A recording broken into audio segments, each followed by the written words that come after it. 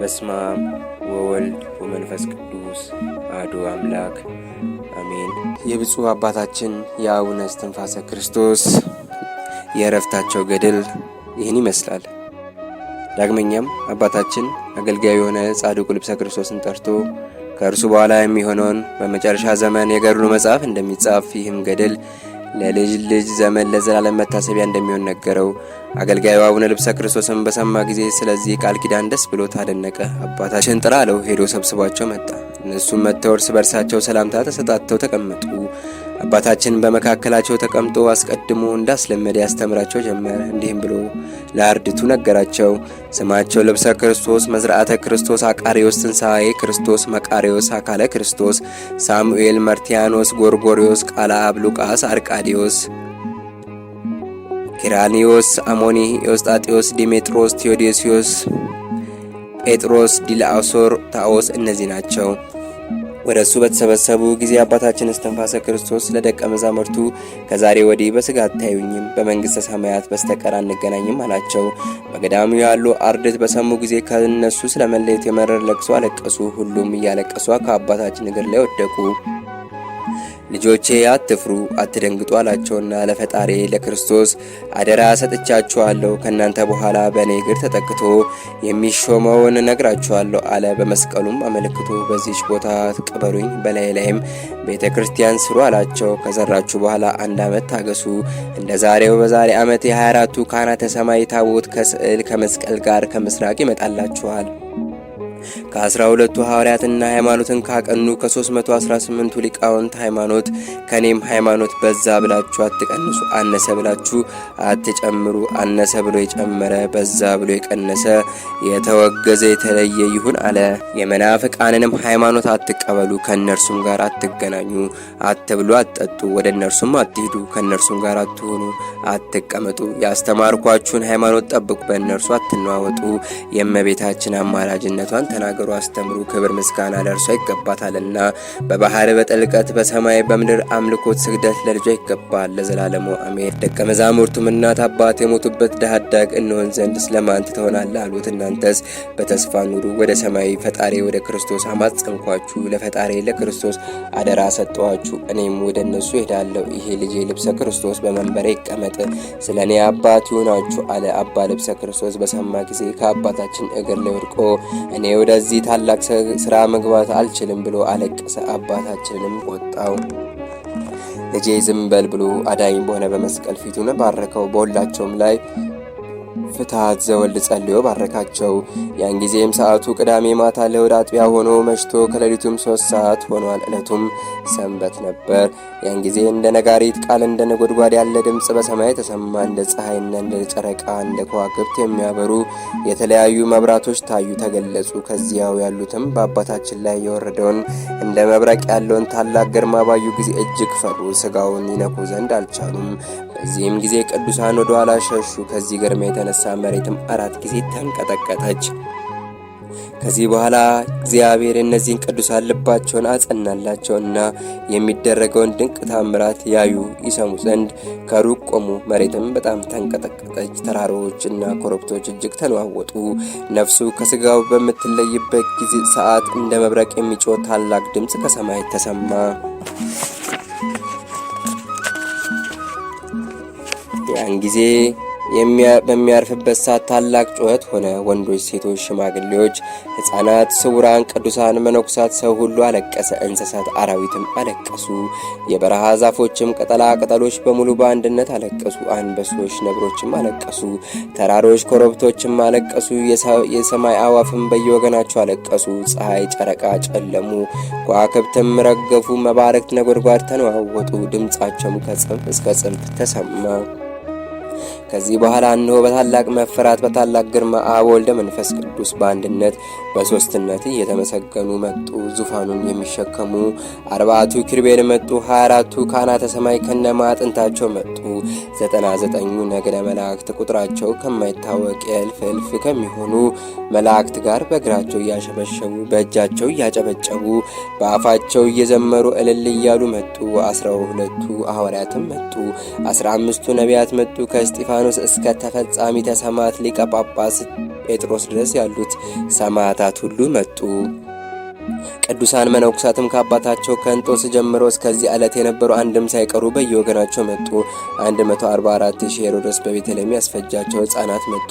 ከአዳም እስከዚያ ቀን ያሉ ቅዱሳን አባቶች መጡ። ከዚህ በኋላ የሰማዕታት የቅዱሳን እናታቸው፣ የመነኮሳት የደናግል አክሊላቸው፣ ክብራቸው መመኪያቸው፣ የሐዋርያት ስብከታቸው፣ የነቢያት ትንቢታቸው፣ የመላእክት እህታቸው፣ የኃጥአን ተስፋቸው፣ የፍጥረት ሁሉ አማላጃቸው፣ የምሕረት እናት የመድኃኔ ዓለም እናት እመቤታችን ቅድስት ድንግል ማርያም ደናግልን አስከትላ መጣች።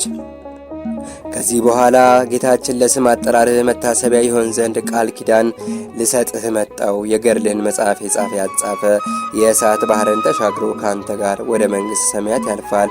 የሚኖርበትም እንደ ፀሐይ የሚያበሩ የብርሃን ቤቶች ይሰጡታል። ስሙንም በመጽሐፍ ሕይወትን ጽፈዋለሁ። መታሰቢያህን ያደረገ ዝክርህን የዘከረ የእሳትን ባህር ተሻግሮ ያለ ፍርሃት ካንተ ጋር በደስታ ይቆማል።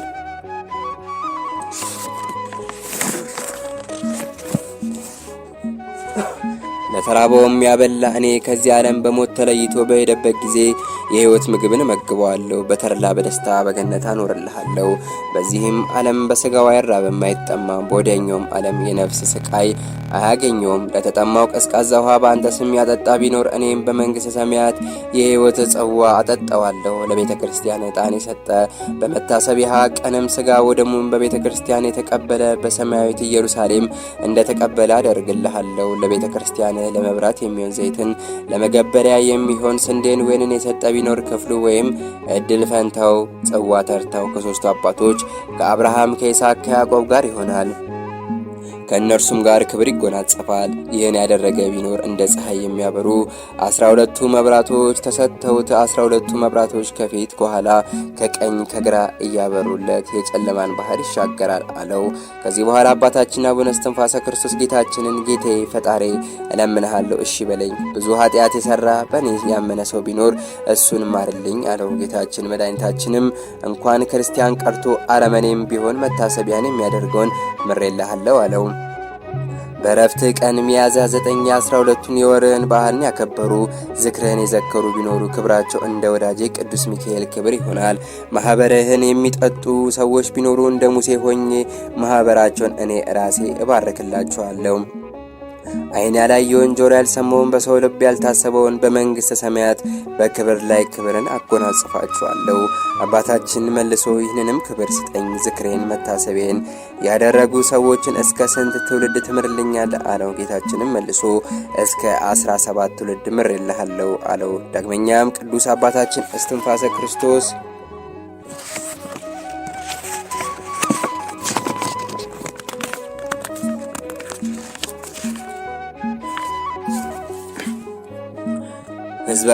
ሕዝበ ክርስቲያንን በሙሉ ኩነኔያቸው ወይም የሚፈረድባቸው 10 ቃላተ ኦሪትን 6 ቃላተ ወንጌልንም ስለማይፈጽሙ ነው። በዚህ ይፈረድባቸዋል ብለኸኛል። መታሰቢያዬን እያደረጉ ዝክሬን እየዘከሩ ስሜን እየጠሩ እነዚህን ትእዛዛትን ያልፈጸሙ ሰዎች ቢኖሩ ወደ ዘላለም እሳት ወይም ስቃይ ሂዱ አትበላቸው፣ እነሱም ማርልኝ አለው። ጌታችንም መታሰቢያን ያደረጉ ዝክሬን የዘከሩ የገድልህን መጽሐፍ የጻፉ ያጻፈ ቤተ ክርስቲያንህን የሰሩ ያሰሩ የሰሩትን ኃጢአት ይቅርላችኋለሁ። በአንተ ስም በተሰየመው ታቦት ቅዳሴን የቀደሰ የሰራውን ኃጢአት ይቅርለዋለሁ። ከአንተም ጋር ተላ ደስታ ወዳለበት ገነት አስገብቼው ከአንተ ጋር አኖረዋለሁ አለው። አባታችንም የኢትዮጵያን ሰዎች ለእኔ ብለህ ማርልኝ፣ አንዱንም አትለይብኝ፣ ሁሉን ማርልኝ፣ ይልቁንም የመታሰቢያን ቦታ ዳውንትን ታቦት ያለበትን አካባቢ አትለይብኝ፣ ማርልኝ አለው። ጌታችንም ይህችን ሀገር ዳውንትን ወይም ቤተ ክርስቲያን ያለበትን ቦታ ለአንተ መታሰቢያ ትሆን ዘንድ ሰጠሁ።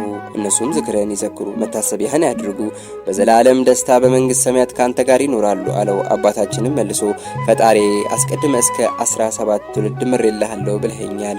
ልጅ የሌለው መሃን ቢሆን ልጅ ስጠው አለው። ከዚያም በኋላ ጌታችን ይሁንልህ አለው። ዳግመኛም ጌታችን ኢየሱስ ክርስቶስ ዝክርህን የሚዘክር በዓልህን የሚያከብር ሰው ቢኖር እናት አባቱ ሞተው ወደ ሲኦል ከወረዱ በኋላ መውጫ ከሌለው ከስቃይ ቦታ ከሲኦል ላንተ ብዬ ከእሳት አወጣችኋለሁ። ዝክርህን የዘከረ ስምህን የጠራ በዓልህን ያከበረ የገድልህን መጽሐፍ የጻፈ ያጻፈ መነኩሴ በዓለም ኃጢአት ሐመረ ሥጋው ቢሰበርበት ክንፈ ድንግልናውን እመልስለታለሁ አለው። እንደ ንጹሕ ድንግልም አደርገዋለሁ። እንደ መልአክ ንጹሕ ይሆናል። በአንተ ስም ማኅበርን የሚጠጡ ወይም የ12ቱን የወር ባህልን የሚያከብሩ ባለጸጋም ቢሆን ድሃ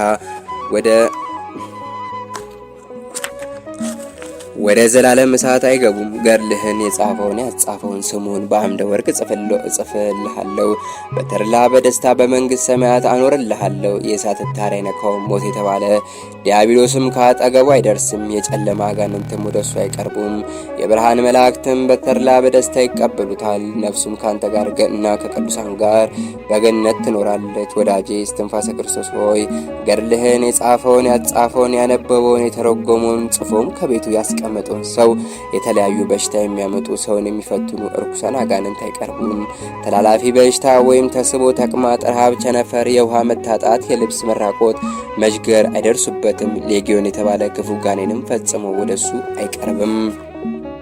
ፋኑኤልና ሩፋኤል እስከ ዘላለሙ ይጠብቁታል። ከዚህ ዓለም በሞት በሚለይበትም ጊዜ የሰማይ መላእክት በተድላ በደስታ ወደ ሰማይ ያሳርጉታል። ዳግመኛም በአንተ ጸሎት አምኖ በአንተ የተማጸነ በባት ወይንም በገዳም ሆኖ ስጋ ያለበትን መቃብርህን በመጠበቅ መከራውን ታክሶ የተቀመጠ ቢኖር በወዲያኛውም ዓለም ጥፋት አያገኘውም። በስብከት የመላእክት አስኬማ በሚሆን በምንኩስና ልብስ ከአንተ የተወለደ ሁሉ በዚህ ዓለም ስህተት በወዲያኛውም ዓለም ጥፋት አያገኘውም። ችግር ደርሶበት ስምህን የጠራ ወንድ ልጁም በአንተ ስም የሰየመ ሴት ልጁንም በስምህ የሰየመ በስምህ ለቤተ ክርስቲያን መባ የሰጠ በበዓልህ ቀን ቁራሽ እንጀራ ቀዝቃዛ ውሃ በስም የሰጠ ኃጢአቱ ይሰረይለታል አለው። ዳግመኛም ጌታችንም አባታችን ወዳጄ እነሆ እንደ ወዳጄ እንደ አባ ኪሮስ ጸሎትህ በእኔ ዘንድ እጅግ ተሰምቷል። ስለዚህም አስደስትህ ዘንድ ወደ አንተ መጣው። ከዚህ ዓለም ወደማያልፈው ዓለም ልወስድ ከጉስቁልና ወደ ክብር ከችግር ወደ ባለጸግነት ልወስድ መጣው። ይህን አላፊ ዓለም ስለናከው እኔ በሰማያት አነግሥሃለሁ፣ መንግሥተ ሰማያትን እሰጥሃለሁ።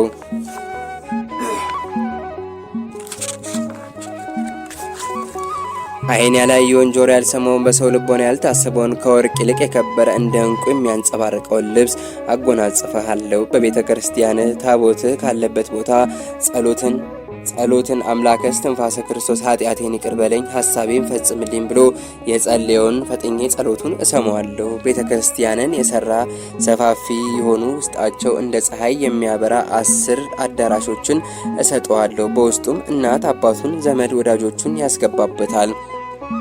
ይህን የገድልህን መጽሐፍ በቤቱ ያስቀመጠ የተለያዩ በሽታዎች፣ ችግር፣ ረሃብ፣ የሰው ሞት፣ የእንስሳ ሞት እነዚህ ሁሉ አይገቡም። ከቤቱ የእህል በረከት አይታጣም። ይህን መጽሐፍ ያለ ጥርጥር ያለ መሰልቸት በሃይማኖት በፍጹም ልቦና ይደረግልኛል ብሎ ያነበበ የሰማ ከተለያዩ ችግርና መከራ ፈጥኖ ይድናል።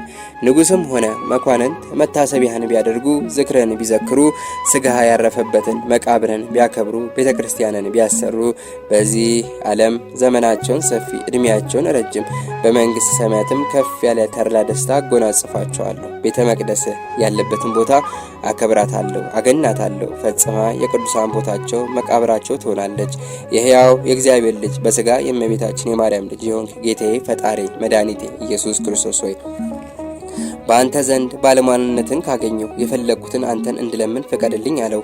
ጌታችን ኢየሱስ ክርስቶስም ለአባታችን ለአቡነ እስትንፋሰ ክርስቶስ የፈለግከውን ለምነኝ አለው። አባታችንም አቡነ እስትንፋሰ ክርስቶስ ፈጣሪ ይህን ሁሉ ቃል ኪዳን የሰጠኝ በስራዬ አይደለም በቸርነት ነው እንጂ ስምህ ፈጽሞ የተመሰገነ ይሁን። ዝክሬን የዘከረውን መታሰቢያን ያደረገውን የገድሌን መጽሐፍ የጻፈውን ያጻፈውን እስከ ስንት ትውልድ ትምርልኛለህ አለው። ጌታችንም እስከ 25 ትውልድ ድረስ እምርልሃለሁ አለው። አባታችን አቡነ እስትንፋሰ ክርስቶስም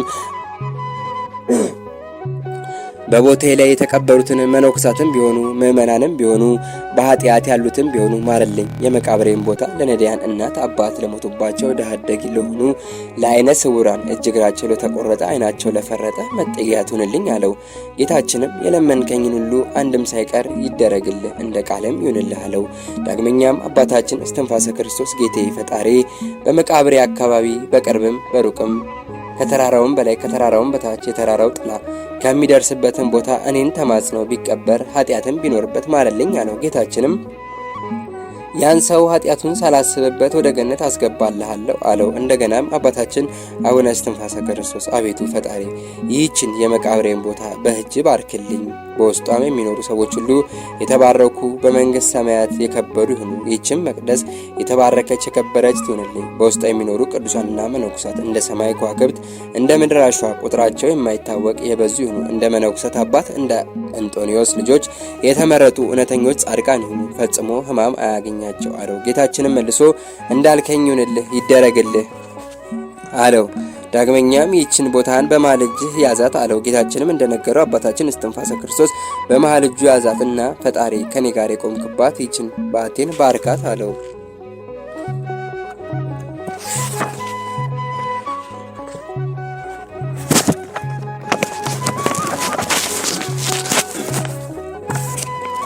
ጌታችንም እኔም በእግሬ ስለቆምኩበት አንተም በእግሬ ስለቆምክባት የተባረከች የከበረች ትሁን።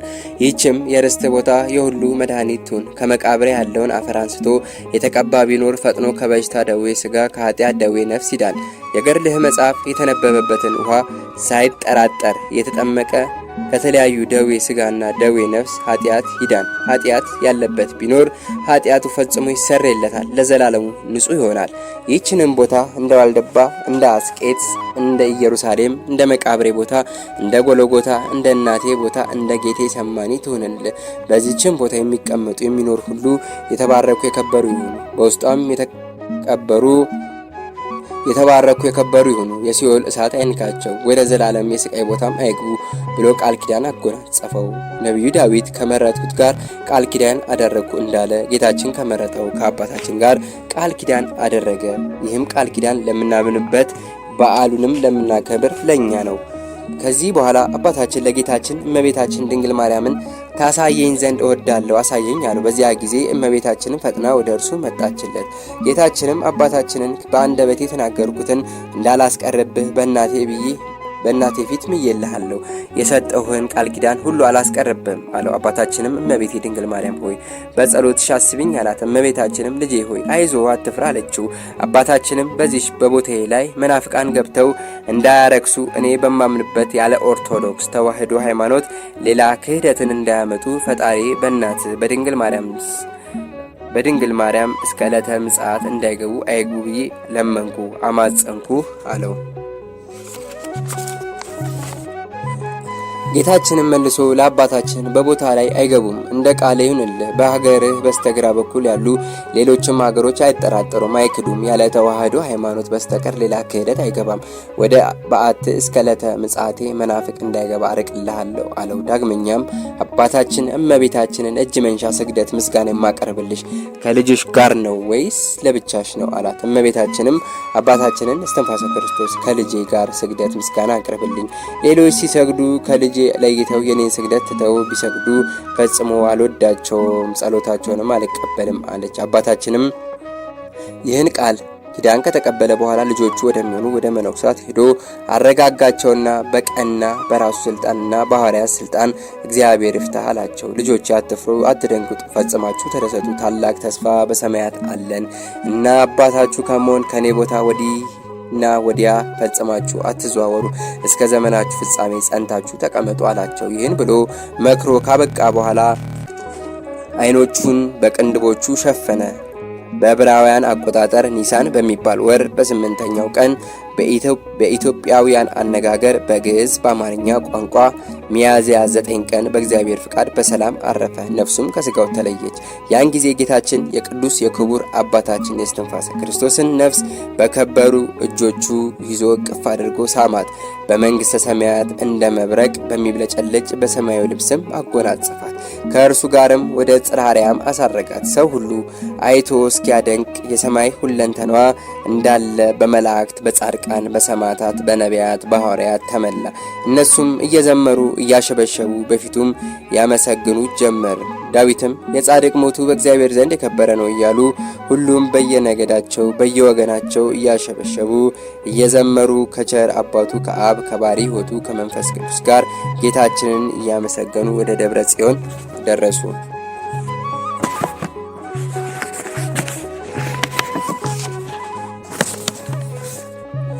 ጌታችንም እንደ ፀሐይ የሚያበሩ የብርሃናትንም ልብስ አለበሰው።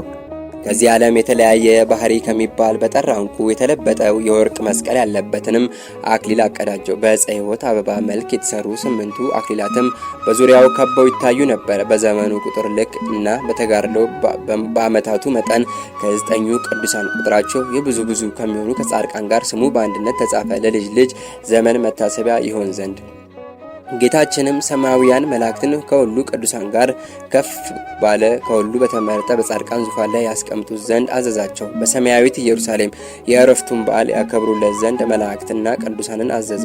ከዚህ በኋላ ቅዱስ ሥጋው ካለበት ቅዱሳን ስውራን መነኮሳት ገዳማውያን ከእርሱ ይባረኩ ዘንድ ተሰብስበው መጡ። የእነዚያም ቅዱሳን ቁጥራቸው 90,000 ነበር። የመጡትም ከነ ማዕጥንታቸው ነው። ጸሎት ጸልየው ቅዱስ ሥጋውን ከርቤ፣ ሰሊክ፣ ሚያ፣ ሰንድሮስ፣ ልብ፣ ቁስጥን፣ አልባስጥሮስ ከርሜን ከሚባል ሽቱ ይልቅ መዓዛው ባማረ ነጭ ዕጣን አጠኑት። ቅዱሳንም ያጠኑት የዕጣኑ ጢስ በቤቱ በመላ ዓለም ዳር እስከ ዳር ተመላ። ያሉትም ካህናት ከዳውንት ክፍለ ሀገር 55 ጽናዎች ይዘው ተሰበሰቡ። ሌሎችም መጥተው እንደ ልማዳቸው የሙታን ጸሎት ፍትሐትን አደረሱ።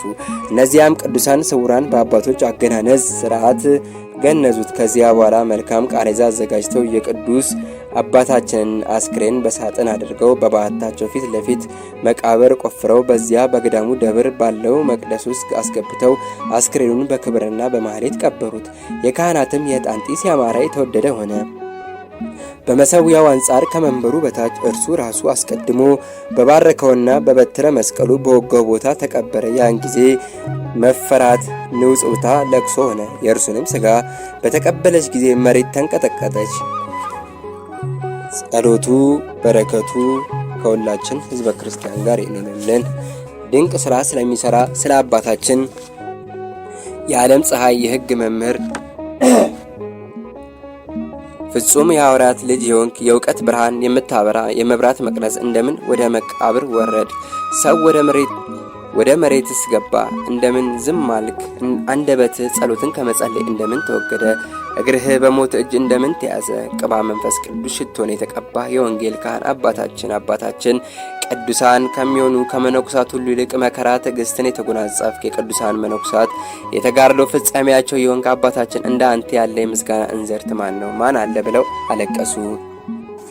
በማግስቱም በጠዋት የማህበሩ አባቶች መነኩሳት በገዳሙ ዙሪያ ያሉ ሕዝበ መኳንንት መሳፍንት ሁሉ ያለቅሱ ዘንድ ወደ መቃብሩ መጥተው አባታችን ሞገሳችን መመኪያችን እኛን ትተህ ሄድክን? አባታችን የሞት ነገር እውነት ነውን? ወደ ማን እንሄዳለን? ወዴትስ እንገባለን? ራሳችንንስ ወደ ማን እናስጠጋለን? ከሌላ መምህር ጋር እንኖር ዘንድ አንችልም አንለምድም። አባታችን በልባችን ያለውን እንነግርህ ዘንድ አንድ ጊዜ እስኪ ወደኛና፣ ካልሆነ አንተ ወደ ሄድክበት ጎዳና መተን እንቀበለ ዘንድ ይሻላል። አባታችን የልባችን ደስታ ስንራቆት ልብሳችን የድካማችን ምርኩዝ የድህነታችን ብልጽግና በአንተ ትምህርት በቃልህ ማረጋጋት ሐዘናችን ሁሉ የሚረሳ አባታችን እያሉ አለቀሱ። ድንቅ ታምራት የሚያደርግ የአባታችን የለቅሶ ወራት ተፈጸመ። ጸሎቱ በረከቱ የረዳቱን ሀብት ከሁላችን ጋር ይኑርልን። አሜን። ከዚህ በኋላ ደቀ መዛሙርቱ 40 መዓልት 40 ሌሊት እየጾሙ እየጸለዩ እየቀደሱ በደብሩ ላይ ሰነበቱ። የደብሩ መነኩሳት ደቀ መዛሙርቱ ለቅሷቸውን ከፈጸሙ በኋላ ከእግዚአብሔር ዘንድ የተሰጠውን ቃል ኪዳኑን እና መታሰቢያውን ያደርጉ ዘንድ አሰቡ። ይህን ቃል ኪዳንም በሰሙ ባዩ ጊዜ ፈጽመው ተደስተው ልዑል እግዚአብሔርን አመሰገኑ። ሐዘናቸውም ወደ ደስታ ተመለሰ። ያን ጊዜ ብራናን፣ ቀለምን፣ ወርቅን ለገበታ አምጥተው የእግዚአብሔር መልአክ እየነገራቸው አባታችን እስትንፋሰ ክርስቶስ አስቀድሞ የተናገረው የገድሉን ዜናና ከፈጣሪው የተቀበለውን ቃል ኪዳን አስቀድሞ የሰማ ደቀ መዝሙሩ አባ ልብሰ ክርስቶስም የተናገረውን የገድሉን መጽሐፍ ጻፉ። በሃይማኖት ሆነው ለሚሰሙት ሁሉ ለነፍስና ለስጋ ይጠቅም ዘንድ የተደረገው ተአምር ሁሉ ያልተጻፈው ለሚሳሳት ከብዛት የተነሳ ዝንጋሌ እንዳያመጣ ነው። በሚቻል መጠን ተቀንሶ ትንሽ ተጻፈ። ይህም ገድል በገዳማት ባሉ ቅዱሳን እጅ 100 ዓመት ቆየ። ከዚህ በኋላ ጊዜው ሲደርስ በቅዱሳን አባቶች እጅ ተጽፎ ወደ ዓለምና ወደ ገዳም ወጣ። ደቀ መዛሙርቱም አባታችን የተናገረውን ቃል የሰራላቸውን ስርዓት አሰቡና ለማህበሩ የሚጠቅማቸውን አበምኔት 40 ቀን በደረሰ ጊዜ አባት የሆናቸው ዘንድ አባታችን አቡነ እስትንፋሰ ክርስቶስ የመረጠላቸውን አባ ልብሰ ክርስቶስን ሾሙ። ከዚህ በኋላ እንጀራና ወይንን ለበዓሉ መታሰቢያ አዘጋጅተው ነዳያንና ምስኪናንን የሀገሩም ሰዎች ጠሩ። 100 ሺህ የሚሆኑ ሰዎች ትንሹም ትልቁም በልተው ጠገቡ። የተረፋቸውንም እንጀራ ከወይኑ ጋር በታምራት ብዙ ሆነ። ሌሎችም ሰዎች መጥተው በቤት ሞሉ። ቁጥራቸውም እንደ ቀድሞ ሆነ። በልተውም ጠገቡ። ከእነርሱም ብዙ ተረፈ። የወረደላቸውንም ይህን በረከት ባዩ ጊዜ አድንቀው እግዚአብሔርን አመሰገኑ። ይህችን በረከት እስከ ዛሬ በገዳሙ አለች።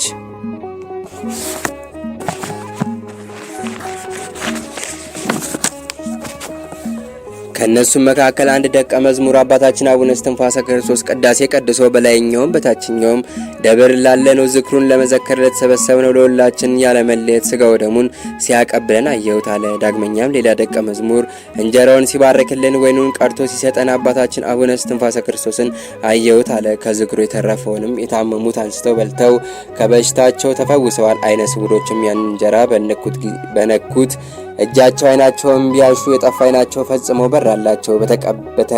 በተቀበረበት በመቃብሩ አፈር ስፍር ቁጥር የሌላቸው በሽተኞች ተፈወሱ። ከዚህ በኋላ ደቀ መዛሙርቱ ተሰብስበው አባታችን አቡነ እስትንፋሰ ክርስቶስ አስቀድሞ በትንቢት ቃል እንደተናገረ መልካም ምክር ተማክረው ቤተክርስቲያን ሰሩ። በመቃብራቸውን ቦታ መሰዊያ ቆሙ፣ ተከሉ። ይኸውም መሰዊያ የተባለው የታቦቱ መንበር ነው።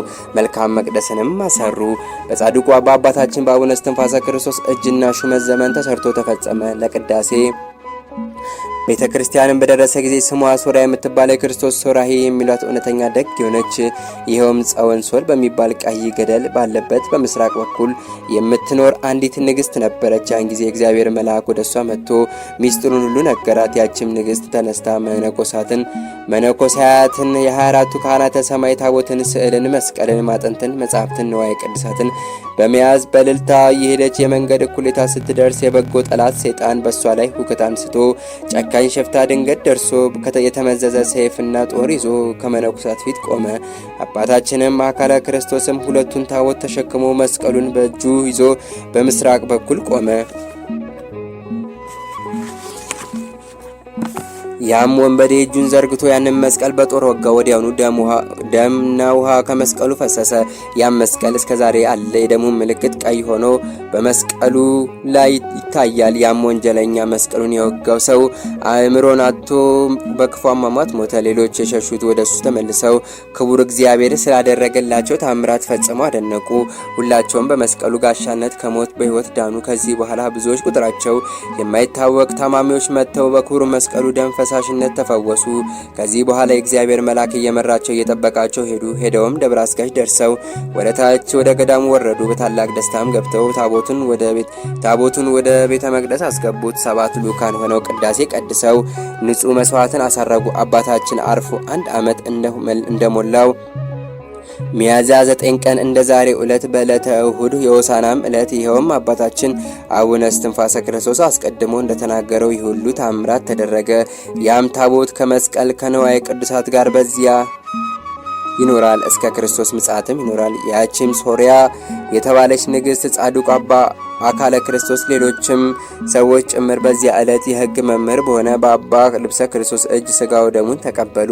ከዚህ በኋላ በጾም በጸሎት ተወስነው ኖረው በሰላም አርፈው ስጋቸው በክብር በሰላም ከአባቶች መቃብር ተቀበረ። ወደማይጠፋ ወደማያረጅ ወደ ሰማይ መንግስት ነፍሳቸው ገብታ ከአባታቸው ከእስትንፋሰ ክርስቶስ ጋር በተድላ በደስታ በገነት ትኖራለች። ከዚህ በኋላ አንዲት ሀብታም የሆነች ሴት ታላቅ ስዕል ይዛ መጥታ ንብረቷን ለገዳሙ አውርሳ በሰላም አረፈች።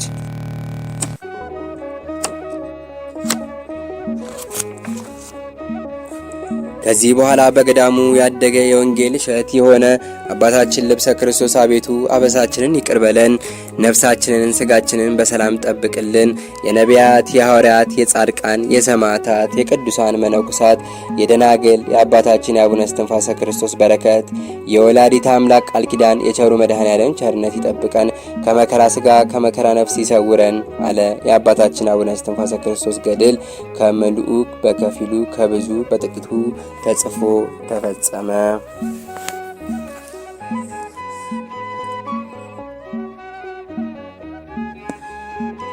ተአምሪው ለአቡነ እስትንፋሰ ክርስቶስ ጸሎቱ ወበረከቱ ይሃሉ ምስለ ኩልነ ህዝበ ክርስቲያን ለዓለመ ዓለም አሜን። አባታችን አቡነ እስትንፋሰ ክርስቶስ ያደረጉት ተአምር ይህ ነው። ሰውነትን የሚያሳክክ ከባድ እከክ የያዘው አንድ ሰው ነበር።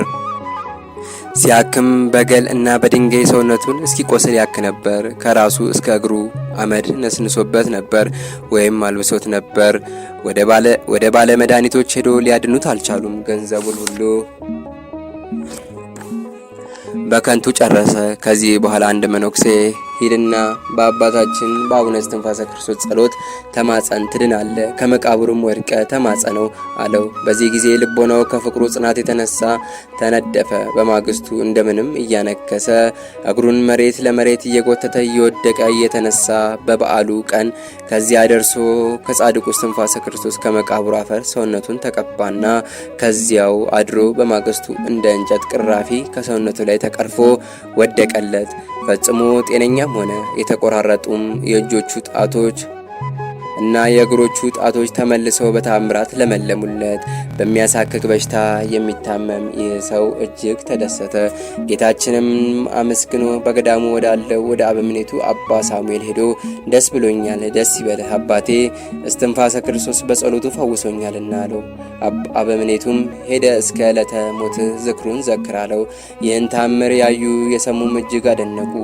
እሱም እስከሚሞትበት ቀን ድረስ መታሰቢያ ማድረግ ጀመረ።